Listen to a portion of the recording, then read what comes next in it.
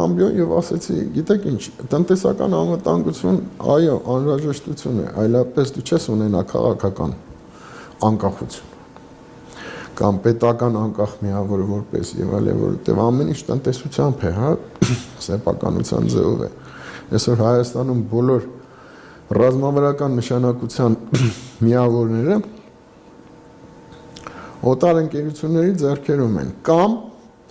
այն օլիգարխիկ անհատների ձեռքում են, որոնց գումարները գտնվում են օտար բանկերում, որը մեկ րոպեում եթե արևմտյան է կարող է սառեցվի, եթե ռուսական է, ապա էլի կարող է չունես։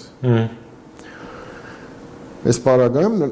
նորից հարվածի տակ է գալիս համ ինքը, համ է կարծես ամբողջ ունեցվածքը, որ Հայաստանի ռազմավարական նշանակության անկյունաքարային խնդիր է։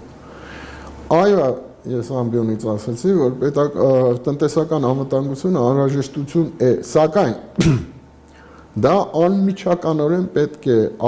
աղերսվի, առնչություն ունենա մշակութային անվտանգության հետ, որովհետև մեր ժողովրդի մեծամասնությունը չգիտի, թե ինքը ով է։ Մեր պատմության, գրականության,